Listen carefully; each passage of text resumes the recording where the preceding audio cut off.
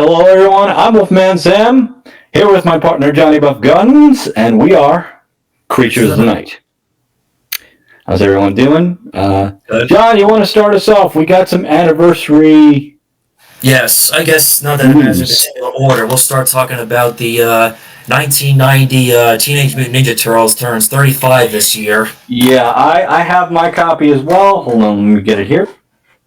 It's a if anybody could nice Blu-ray, that's okay. Blu-ray. We are also talking about the 90s Street Fighter movie. I know people are mixed about it, but I personally think they're both very, very fun. I know it's unfaithful to the video games, but kind of, sort of, not really. But we'll get into it. Right. Well, also we're talking about the Mortal Kombat film. Mortal Kombat! I had to do that. But yeah, Mortal Kombat's another one that kind of, I think is pretty faithful to the games. The only problem with that movie, I think, I wish it was a little bit more violent.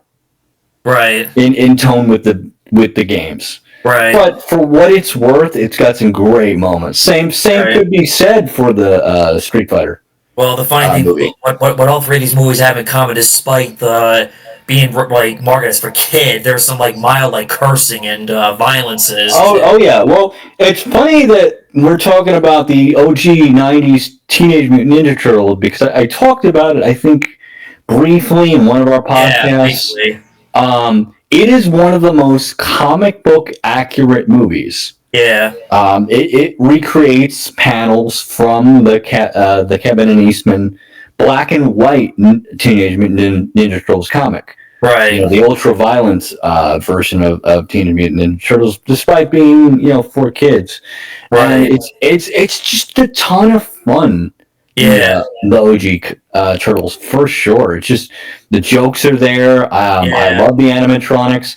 There are moments... Well, they're not really animatronics. It's more like they're guys... Well, yeah, puppets. Excuse me. It's the Jim Henson Creature Shop. Because of the internet now, people point out, you can see literally their mouths. I was going to point that out. There are moments where you can see the costumes' heads kind of bugging out, but for all its flaws, when it works, and it still looks just as good as any other adaptation. I think. Right. Any other live action adaptation. Well, it's funny, watching this, you don't have to watch the cartoon before the movie. It's no, you can go. Yeah, you can go into this fresh, not knowing anything about the Teenage Mutant Ninja Turtles. Right. That was the same. It's a great movie for kids. Without dumbing down the material, without being to the point where it kind of insults your intelligence. It's just a lot of fun. The funny part is, as I was rewatch this for this podcast, I'm thinking to myself, this is pretty dark stuff for a '90s kids movie, especially Yeah, I mean it is a little edgy, but it never pushes the envelope too much. Well, especially the kid Danny, April O'Neil's boyfriend's son, is in a gang. I'm thinking this is ahead of its time. The message is don't join. Yeah, there is a little bit of prescience. The whole kid being part of a gang and gang of kids, and April kind of being this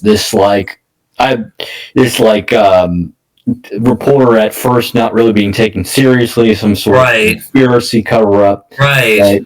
And it doesn't really go that far deep into it, but when you really think about it, another film where men are dominating women feeling empowered by men, and the news and it does it natural because April, the actress, what was her name? Hogue or Hogg. Yeah.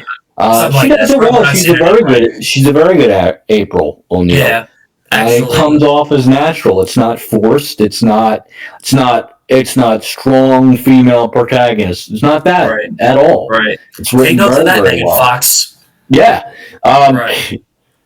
And each one of the turtles are hilarious and memorable. Yeah. I love the scene, the fight between Casey and Raphael. Yeah. Where he goes, Jose Canseco bat, tell me you didn't pay money for this. Yeah, I was laughing at that too, especially how knowing me, Mr. Baseball fan over here, at that time, Jose Canseco was one of the best ball players at that time before the steroid allegations against him. Right. And there's a ton of references, to like pop culture at the time. Oh yeah, Michelangelo. Michelangelo is a pop culture dispensary nerd. Without really, like I said, without it coming off as somewhat dated too. It's not real. Like, yeah, it came out in the 90s, and there are some references here and there, but it's not like when you watch a movie today and you can say, oh, it came out in the 2010s. You can clearly tell. It's like, it's like references that you don't necessarily need to know to find funny. Right. Well, the funny thing is, like, compared to watching this as a kid, as an adult, you kind of get the references more now compared to as a kid. Yeah, the references to Vanna White and Wheel of Fortune. When Michelangelo is like quoting Rocky, and then he quotes James Cagney. War and Peace. Which Russian novel has a... But to correct Michelangelo, James Cagney never said that in any of his... I mean, it may sound like something he said, but he never said that in any of his movies.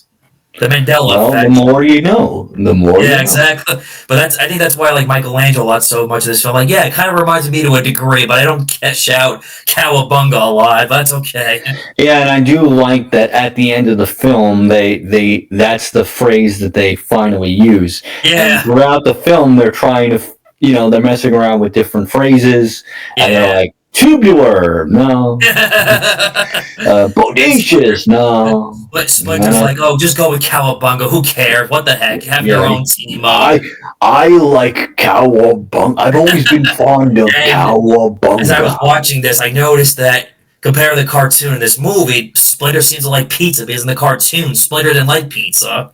Yeah, it does take a little bit from the cartoon, but a lot of the origin comes from the comic. Yeah. Yes, it's not as violent as the original comic, but it's a very happy medium between being faithful to the comic while also being for kids. Yeah. And it's awesome as an adult too, And Shredder was not voiced by James Avery, just a regular guy. No, he was not. I didn't want to take over the earth. No, he was super serious Shredder. He was probably one of the best live action Shredders. Yeah. Totally agree. Yeah, for sure.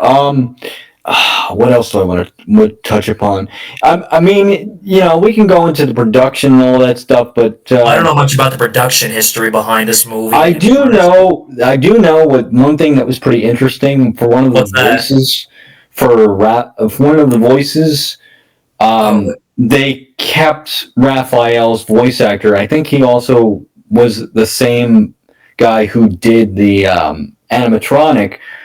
They had him. He was the only guy that did the voice as well. I think. Right. Actually, when I was also rewatching, I noticed that Raphael's kind of a bit of a hothead in this movie. Well, that's his character. He's always been that. He's always been that way. He's always been the hothead of the group. Just like Mikey has always been kind of the nonchalant kind of thing, and sort of the less mature, kind of party dude, as they say. Right. There's great moments. There's great moments with Mikey. I like the moment where, he's talking to I think it's not Donatello. I think it's but what's his name? The guy with the purple mask. No, that's Donnie. Okay, Donnie. Okay, Donatello. Okay. Yeah, I can't remember now. But yeah, he was talking with Mikey, and he was like, what are you gonna do when Splinter's gone? And Michael and Leonardo. Leonardo. I couldn't remember. I'm sorry, guys. That's it. I should be ashamed to turn in my turtle badge, Leonardo. Yeah, he was talking with Leonardo. And Leonardo asked him, he's like, what are you going to do when Splinter's gone or something like that? And Mikey completely disregards it. And people could look at this and say, oh, he's just being Mikey. Right. But he deflects it in a way of just like, 5 minutes, he's like 5 minutes. I better go get the pizza. Like completely deflect, like kind of ignores it in a way. Right. They're just little subtle moments. They love pizza. You should know they love pizza. That's their thing. Yeah, but I kind of took that. Maybe I'm reading too far into it, but I kind of took that of Mikey's subtle way of kind of ignoring that problem, because it does come ahead, and Splinter does get. Well, that's the thing I have in common with these turtles. I love pizza too, but minus their crazy like ingredient ideas of what they sound. Yeah, but my point being, I think Mikey didn't really want to live in a world without Splinter. That was kind of a subtle way. Right. But I guess it was hard to imagine a world without Splinter because he's their master, their mentor, their father. And as you see later, Raphael takes it the hardest. Right. He's the big tough guy, and he's trying to deal with his emotions. And kind of like how when Grumpy cried at Snow White's funeral, despite he was the big tough guy, but he let out his. It's always the big tough guys that usually are the softest. But I mean, not to read too deep into this, it seems to be like when even a tough alpha guy can like have a hard time showing his feelings, emotion, but then there's that moment where he'll break down in tears, feeling it like. Yeah, we got to see that. We got to see all the turtles do that. Yeah. After the big speech where they talk to Splinter telepathically. Right, because they thought he died, but no, he was still alive. He just was kidnapped, and and there's a lot of really good, heartfelt quotes. I love the quote. I love the quote. All fathers care for their sons. I like that too. I agree. Really, just heartwarming. Despite Danny was in a gang, but again, you see how he's misunderstood. Yeah, and you can kind of reinterpret that as, the turtles don't really have a dad, but Splinter is technically their dad. That's true. Especially how he found and raised them. His own. Yeah, he trained them.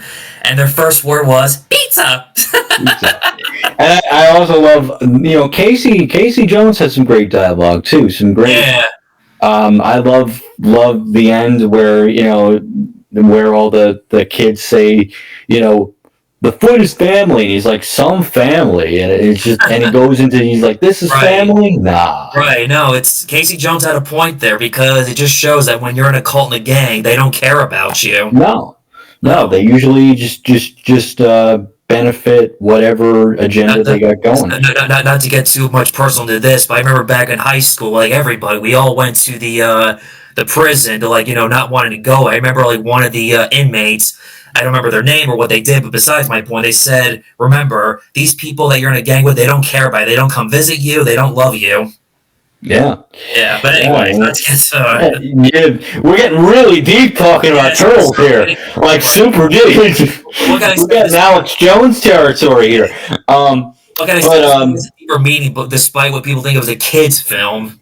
No, but that's what I mean, is it doesn't dumb down. No. It doesn't talk down to kids. Nope. It's the perfect movie to watch with your family that doesn't insult your kids' intelligence. No. Not like today's modern kid stuff. It's not super serious in that, like, you shouldn't be watching it with your kids or it touches upon touchy subjects. Well, I don't know, but so far my sister lets my nephew watch the old cartoon. I don't think he hasn't seen the live action yet. Teach his own, but I think it's a perfect family. I think it's a perfect family. It's harmless. It's not so bad, but a little dark. But it's 50. We need a little bit of darkness every once in a while. Yeah, not like all sunshine. Not like when the sequels got a little bit too lighthearted, even though. Yeah, that's what I mean. It's like I really think it's the perfect kids movie. If you haven't. Is anybody watching? If you haven't seen it, track down the 1990s Turtles movie. I think they re-released it in theaters too. They did, but not by where I live. I don't. It really varies. Not by where I live either. So sometimes when they re-release near, just rent it or get a DVD copy. But I mean, that's a whole other topic. We can get into why we don't go to movies some other time. or how we have our limits of movies that we really want to see in films like that. I could skip this and wait till streaming. Yeah, wait till streaming, wait till DVD or Blu-ray or whatever. Right, exactly. Whatever format they got. Right. I guess anything else you want to touch upon with the Turtles movie or? Trying to think. Oh, I mean, there's one. the soundtrack is great. Like I said before, it does recreate a lot of the comic book panels. Right. I love the dynamic between April and Casey. Like, Yeah. they're very cute, and I Yeah. love how like they slowly kind of become a very very cute couple, and Yeah. they don't like one doesn't have to be put down. Like they don't really put each other down. They fight like a couple, but Right. it's not like oh April was a girl boss and Casey is just the thing that she carries around like a ball and chain. Well, No, I think Casey Jones was a better boyfriend than what she had.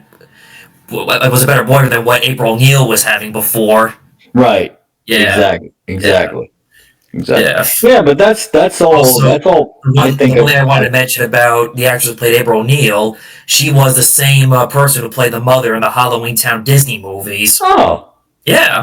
I didn't even know that. Oh, I didn't see the connection until recently. Like, oh, how did I not see that? That's the same actress who was Halloween Town. the more you know. The more you know. Exactly. Plus, I think Donnie is played by. Don't quote me on this, but I think he is voiced by Corey Haim. I think Oh, or Corey Feldman, you mean? Corey Feldman. Corey Feldman, Corey Feldman. Yeah, you're right. not Corey Haim. Yeah, I know. That was his brother, right? Wait. Not entirely sure on that. Let's see. I know.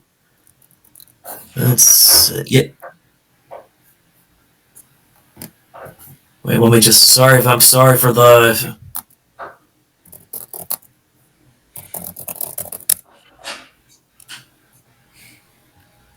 Maybe I was wrong, but forget that. Forget it. Forget. Never mind. Forget Sorry, it. folks. Sorry about that, Uh, everybody. This is what I get for being too nerdy or too geeky. Listen, there's no crime in doing your research. There's no crime. Well, you're right. If we You're gotta right. do this mid recording, it's fine. Right.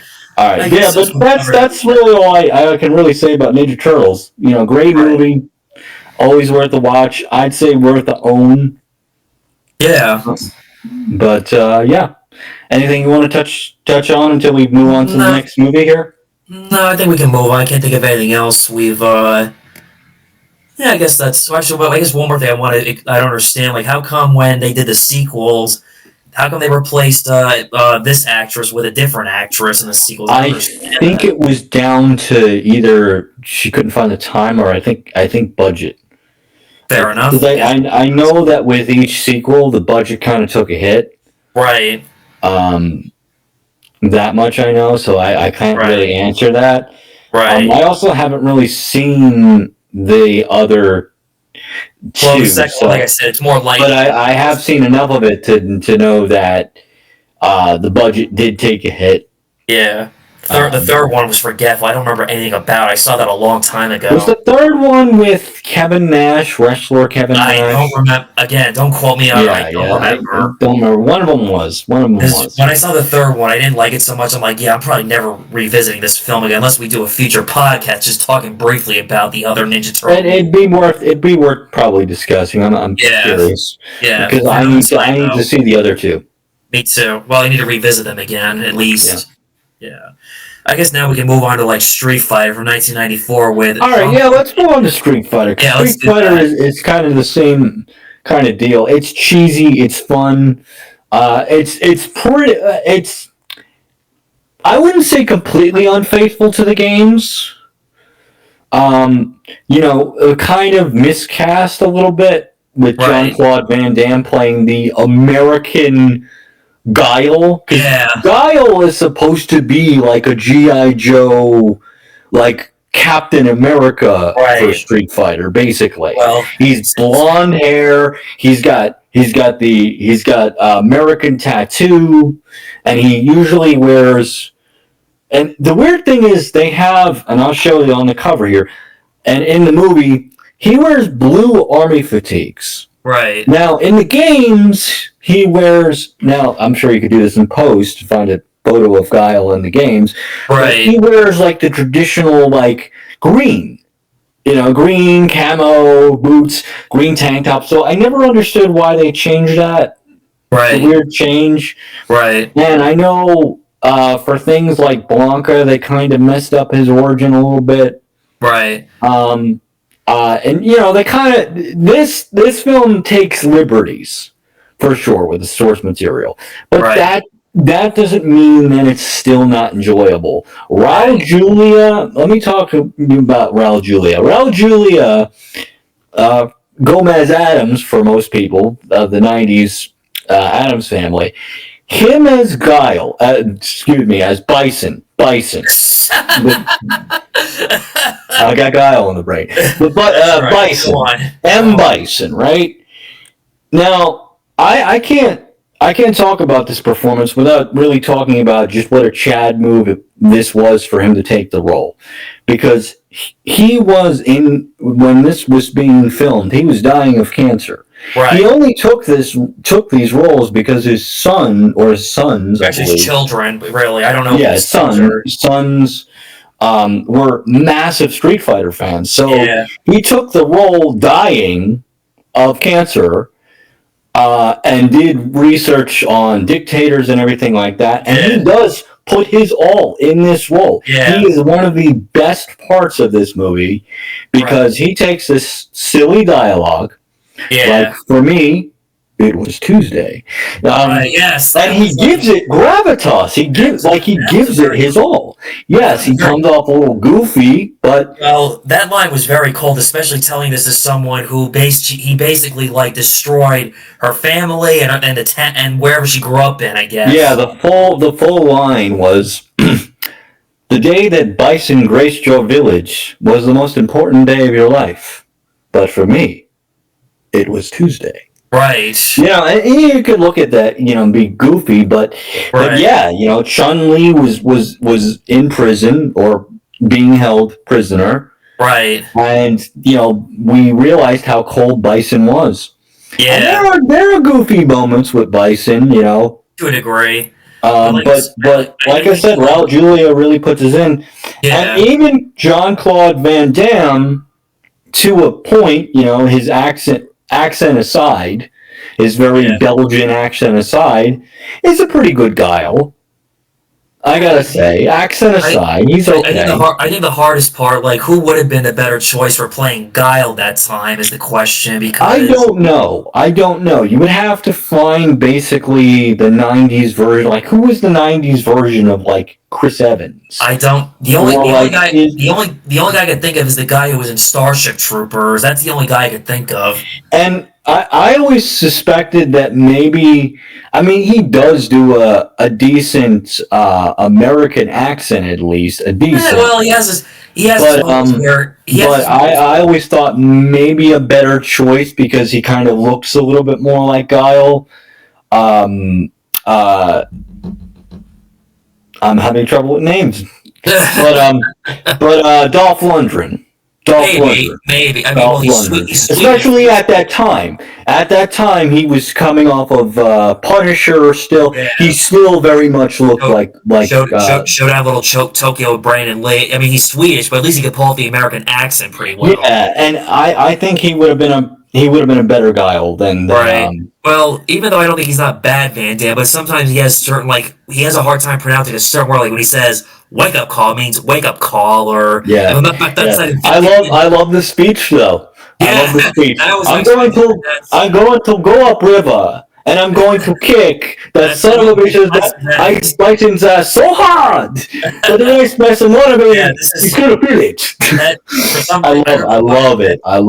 That speech made by Dave for some reason. Don't ask me why. But it's that kind of not like I said. This movie, for those of you that have not seen it, is nacho cheese. Yes. It is delicious. It is cheesy. It is enjoyable. Is it a good movie? I think so because it's goofy. But is it is it gonna blow you away? No, it's a goofy junk food movie. Yeah, exactly. Sit down and enjoy your nacho cheese. That's what kind of movie this is.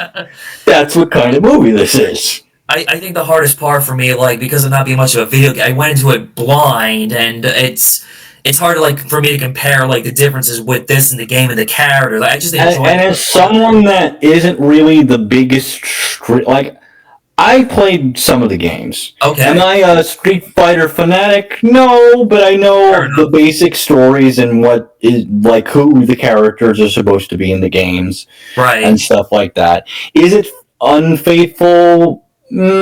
Somewhat, but I'd I'm say it's sure. more faithful than most video game I'm adaptations. sure there are tons of YouTubers who know more than we do who have compared this to. Oh yeah, and I'm sure there's one YouTuber that's like it's totally garbage. It's like, Right. on the face of it, it's just a goofy junk food movie. Right. You Exactly. know, You know, you I could enjoy. take it.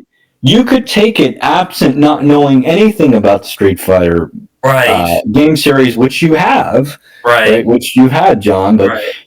and enjoy it as a I goofy did. action movie. That I is what did. it is. But like you said, that the highlight is Raul Julia. He definitely gives it his all, especially with Yeah, his last film before he may he died. rest in peace. He gave one of the best performances while being goofy, funny, and serious Yeah, all at the same time. absolutely. It just makes you wish that maybe he could have like had this done better with a better script and a better film. But I mean, like I said, it could have been worse. right, I've definitely seen also worse video game adaptations. right. Um, But as people joke today, this movie is better than what we get in modern day video game oh movies or yeah, just movies in oh general. yeah. Because if this was made in modern day, it would have been pretentious and political Right. I and know there. so up its own butt that I read they it's not almost. even enjoyable. I read they almost made a sequel to this, but again, because the film was a bomb, that's why they didn't make a sequel. And they sort of made like either animated movies that were based on or follow-ups, and they also did that one in Yeah, and the animated movies are 2009. pretty good. The animated movies are pretty good, actually, too. They did a 2009 Street Fighter with Kristen Crook from Smallville, but I heard it wasn't Yeah, that was bad. right. I That get was a bad movie. right. Street Fighter '94's Academy Award compared to 2009 Street Fighter. Yes, yes. Well, you have Mick Bison. That's a whole nother can of worms. Right, I don't even right, know if I could bring myself to watch right. that movie. We might have I to don't watch know. that movie, and that might be The like a only worst movie we've ever watched. right. Well, I would only because I grew up watching Smallville. That's why I'm sort of curious to check out because of the actors who played Lana Lang in it. So, It's bad. From what I've right, seen of it, I've seen reviews of it. You right, know, like right. Nostalgia I Critic. I don't. think Nostalgia Critic and Razor Fist Did they? I don't did a think review of so. it. I know. I remember James Rolfe did a video about the Street Fighter from 2009, 5 years ago during COVID. He did a video on it. It's bad. Okay, I'll have to It's take your really word bad. for it. I You mean, know, I'll watch it some other time and maybe we'll talk about it. But yeah, we'll it's rant. kind of like getting a root canal. You don't want it. You don't want it. You don't want it. Yeah. The other thing too about this film, I don't know if you know this, during the making of Street Fighter, they said Van Damme wasn't like easy to like work with, like not just the actors, the producers, I've heard because that this from was a like lot during of. his drug addiction, cocaine addiction at the I time. gotta have my cocaine and get my butt waxed. My Yeah, because cocaine. You gotta see my butt. Like basically during the I, make. I'm convinced. I'm convinced not to make a joke about Van Damme, but I'm convinced in every movie, or just about every movie, with the exception of this movie, it's in his contract where you must see his butt somewhere. He'll just. I don't know. I have. This I is don't know. nothing I've noticed, but I'm just. You know. Well, it's also in his contract to do a split in all of his movies where Yep. his Must do flexibility. the split.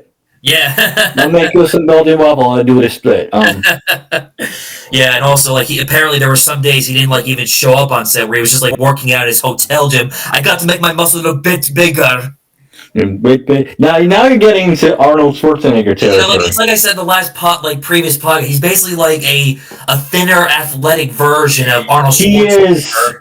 he is like a Kmart version. I don't even want to say Kmart version of Schwarzenegger because I don't know. I don't know what would be a fitting comparison to compare to That's all I can think Van of. Damme Arnold to. Schwarzenegger being compared to or Van Damme being compared to Arnold Schwarzenegger, but leaner, athletic, and flexible.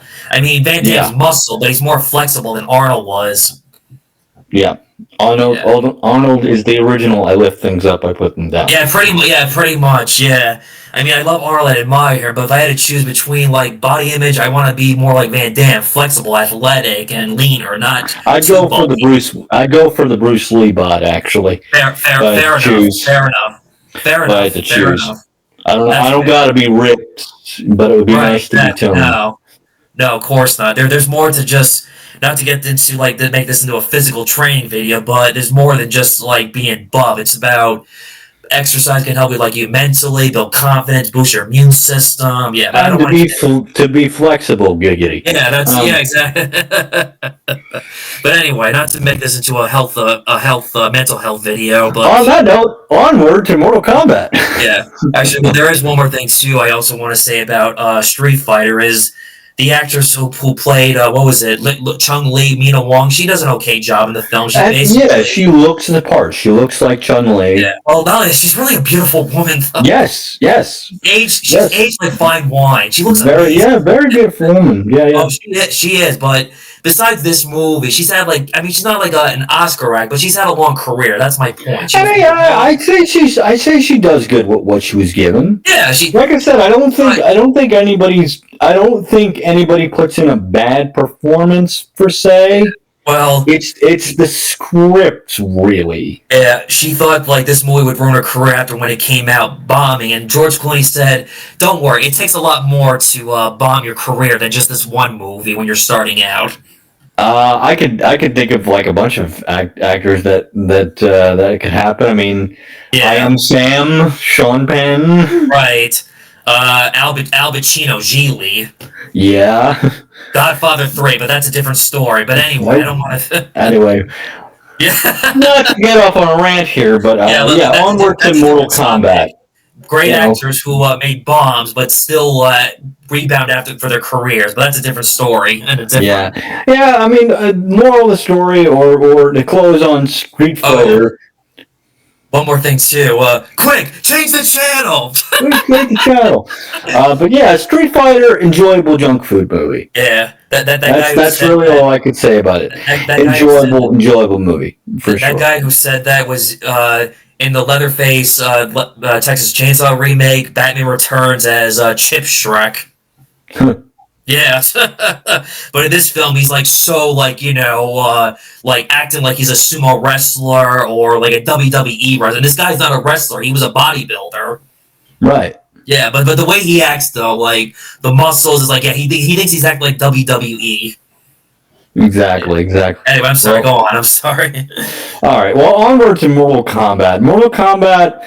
I mean, Mortal Kombat's a pretty good adaptation in that it stays pretty true to the source material. It does take a little liberties here and there. I mean, for the most part, it's not as violent as the games, obviously, because it's the '90s, and I think it's PG-13.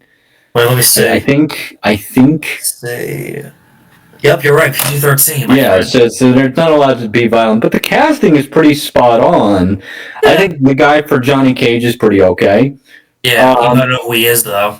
Yeah. But that's another movie where I think it stays true. The guy they got to play Shang Tsung was perfect.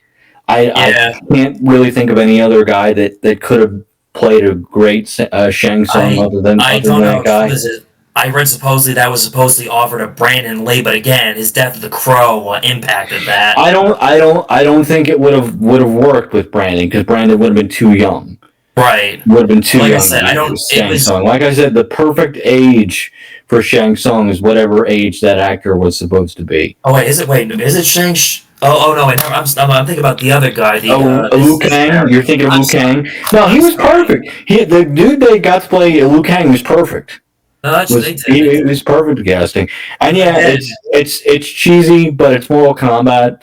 And like I said, my only gripe with it is I just wish it was a little bit more violent. I wish it was a little bit more right in line with the games. I wish there was less CG. There's only a little bit of CGI, early CGI. I wish there was less, but it's enjoyable, Right. and it kind of falls in line with with Street Fighter in that it is also a junk food type movie. Right. Again, sorry. This is all like new for me. I basically went into these movies blind, having not played the video game. I just went in blind to see what is all the hype that video gamers love about these movies and Mortal Kombat. I would consider like You need to have on your channel sort of a segment. John does video game movies. You know, it's so funny you say that. My nephew told me the same thing. It's a coincidence. You should just do that because that is unfamiliar territory for you. You don't really play video games. You're not a video game type guy. Right. And more often than not, video game movies are not really known for their goodness. Maybe there's a handful that are good. I don't know why, but do you remember Max Payne, not to get off topic? Yep, I remember Max Payne because I saw it in theaters, and that movie was garbage. Thought it was okay, but again, it's been a long time since I've seen the movie. Yeah, you would, again, much like Silent Hill, you would absolutely love the story of the Max Payne games. Right. You can actually look up, they have it on YouTube, not to date this, but they have it on YouTube, where you can look up all the cutscenes, and it's like a movie. It's like a comic book style movie. Right. And dude, you could watch that and the gameplay, and it's like watching a movie. Gotcha. That story. It's a little too self-aware at times, I will admit. Kind of falls into a very Quentin Tarantino-esque type of mold. That I can nitpick, but I think you will love the stories of the games and absolutely hate the story of the movie afterwards. You'll be like, why did we get this? Anyway, back to Mortal Kombat. Like anyway, before I've seen. Not to get off on a rant here, but anyway. I remember as a kid when I used to do karate classes. Believe it or not, I remember they used to play the Mortal Kombat song in my karate class during our training. That was everywhere. That was everywhere. I think that's what most people, even if they didn't see the movie, they know that song. Right. Yeah. Everybody. And it was internet everywhere for the longest time. Right. Yeah. Right, because at the time, like I said, having played that song, I did not know where it was from. I didn't know it was from any movie, but now I know. It's like, oh, that's where the song came from. The more you know. But yeah, the movie is pretty good for what it is. It's one of the better video game movies, and it's too bad they never did a sequel. They did, but I heard they never. You're not missing they never did a sequel ever. Calling it Annihilation, that'd be really stupid. And having the dude from Cobra being Shao Kahn, that'd be really stupid. Right. And having Raiden lose his power, that would also be really stupid. Glad they only made the one Mortal Kombat movie. Well, having watched this, I'm thinking this feels like a combination of like old like kung fu movies of the 70s. It's like I said, and I was talking about this before we started streaming. It does stay true to the spirit of Mortal Kombat, the games, in that it wears its influences on its sleeve, being inspired by kung fu movies like Bloodsport, like Enter the Dragon, like Trouble in Little China. Yeah, definitely, for sure.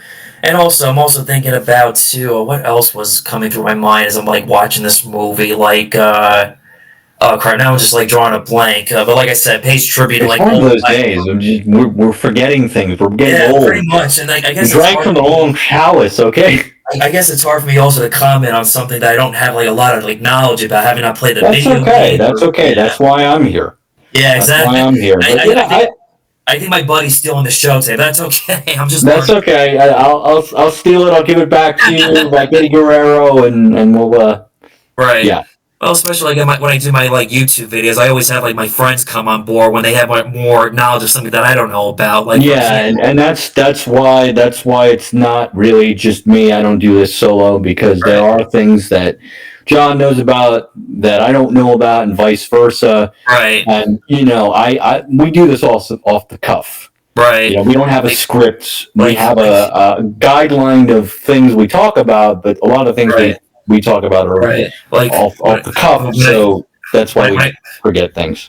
when I did my Nightmare Before Christmas video, I mentioned how like, there was a book, like a sequel book that was written but never filmed, like an idea that Tim Burton had in mind for a sequel that was thought of Right. but never written. I mean, never filmed. I mean, Yeah. Yeah, and there's a lot of things. And honestly, I mean, like I said, these movies, at least with Street Fighter and Mortal Kombat, definitely are, I think, better video game movies than oh, we now got I remember what I we was going to got say. now. Basically, it's like you had the character. What was his name? This character. I'm sorry if I'm drawing a blank. This Liu guy. Kang. Liu Kang. It's like he had a purpose for what he had to do in the tournament. Then these other people were just picked just like randomly. This girl who was a SWAT unit, and also the guy who was Sonya Blade. Yeah, Sonya right. Blade. I mean, in the story, she was kind of sent to take out Kano. Kano was the guy with the cyber eye, kind of Terminator-esque. That I'm also thinking a little bit of like the demons, the horror Italian film, but only just not a full. Yeah.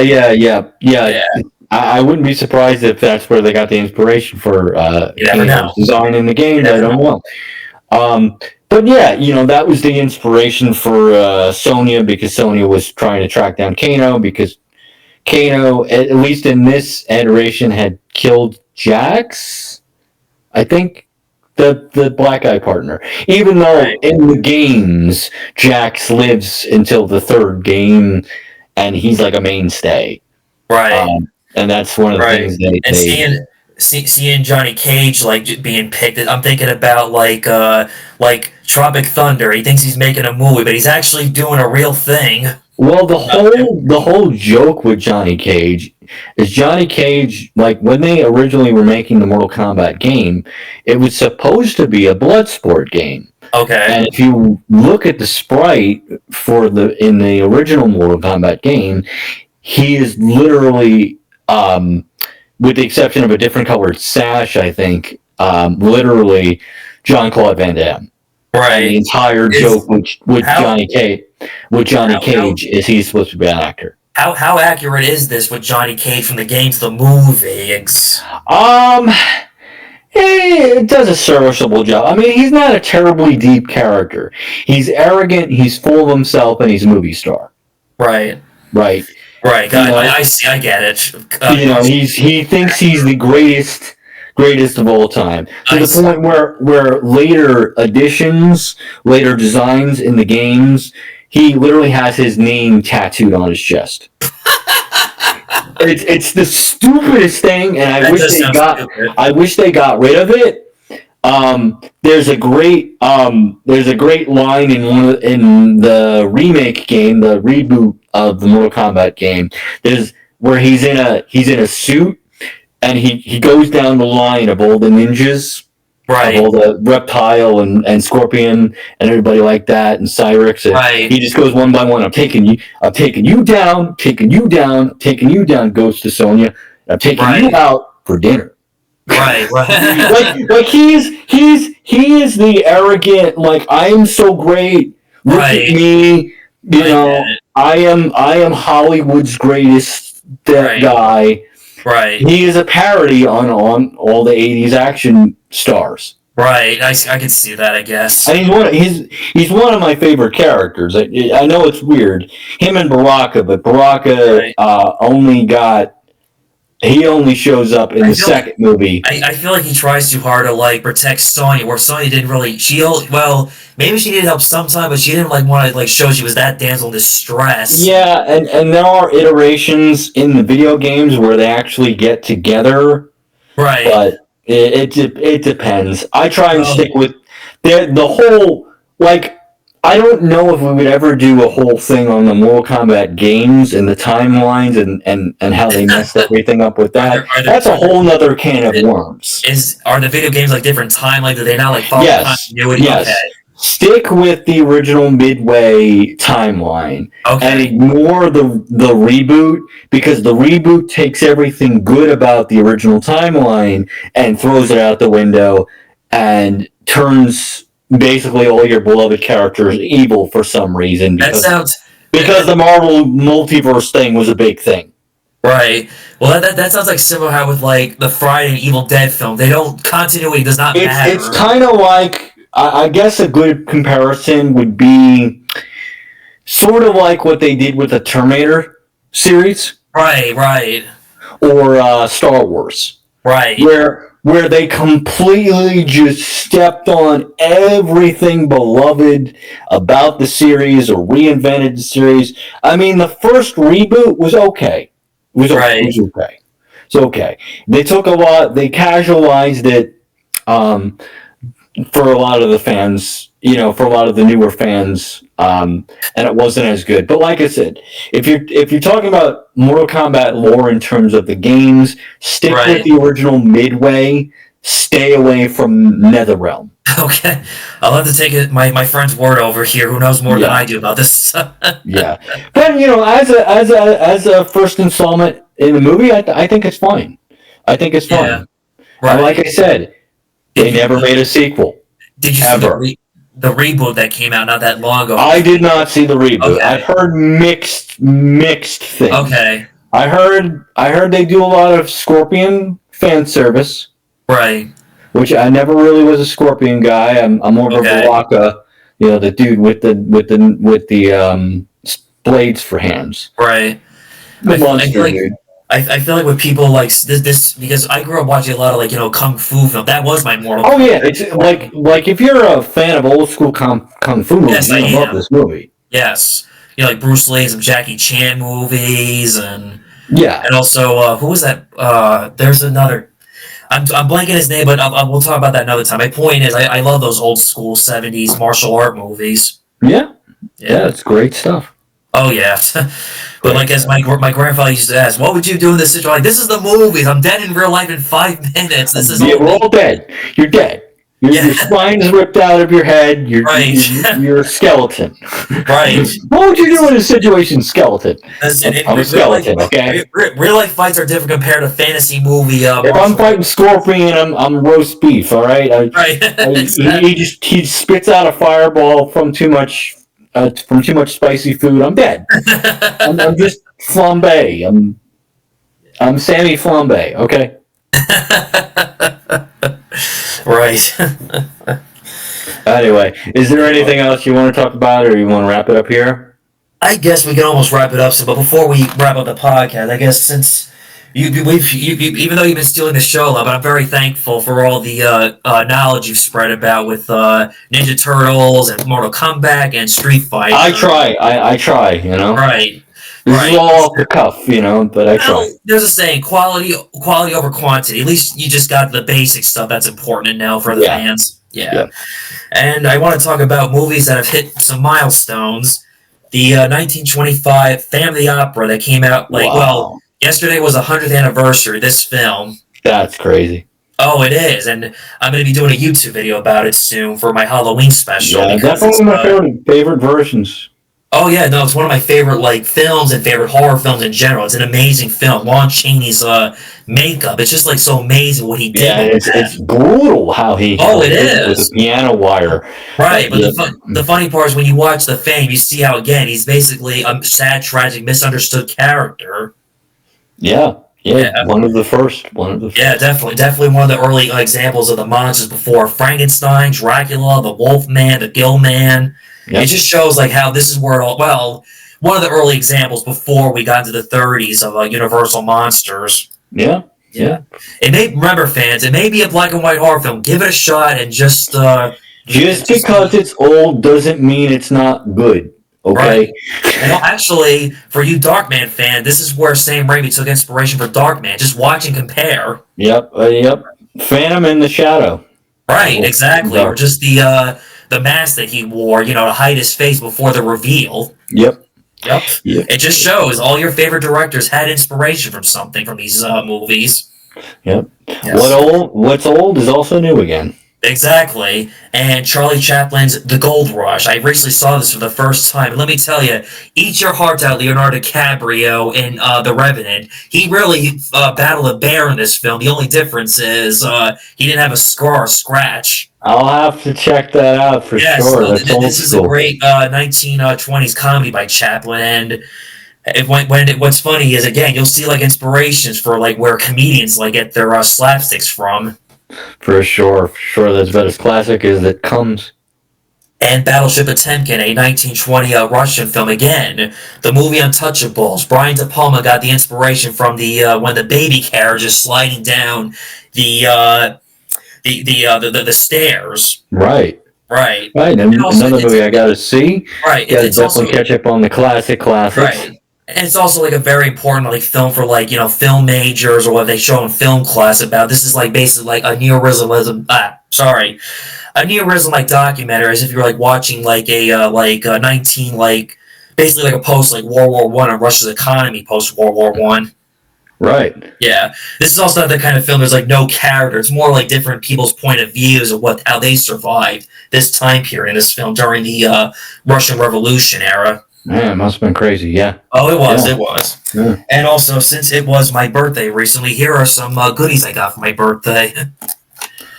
The Cat People from 1942, a Val Lawton, very effective again. No gore gut. This was more like psychological. Yeah, definitely a classic. Speaking of classic horror. Yes. And this is an Italian giallo, one of the first early ones. All the Colors of the Dark. I've heard of that movie. It's very good. I've always been wanting to watch that movie. It's definitely on my movie list, so I'll probably have to get around to it. Definitely a must-watch Italian horror film, especially if you love giallo horror movies. All right. And this is Godzilla vs. Biollante, one of the best of the Heist Godzilla films of the 80s. Nice. I love me a good Godzilla film. Oh yeah, well, especially this one. This one's very original. He basically fights a plant of a soul of basically the scientist's daughter had passed away. The soul is in the plant. Also, a little bit of Godzilla's DNA. Not only is Godzilla fighting a monster plant, he's fighting his soul. Wow. As weird as it sounds, definitely Japanese. Right. Well, as weird as it sounds when you watch it, like this is better than it sounds. Yep. And this is not horror, but a Abbott and Costello TV show. Yeah, classic Abbott. Yeah. Hey, Abbott! Of course, I got James Rolfe's book. For all you AGVN fans, Angry Video Game Nerd. Yes. And this is this Pearl was not based on a book. This is a novelization of the movie. Yeah, we're talking about the Pearl movie, but the little novelization. Yes. For the Pearl movie. Yeah, I haven't read this. It looks like a Stephen King novel. To a degree, it looks like something out of a Stephen King novel cover. Yeah, it's the cover. Yeah. And I think that's everything I've summed up in today's podcast. All right. You want to call here? Yeah, I think we'll end it right here. All right. Well, I've been Wolfman Sam here with my partner Johnny Buff Guns, and we are Creatures of the Night. We'll see you all next time. See you later.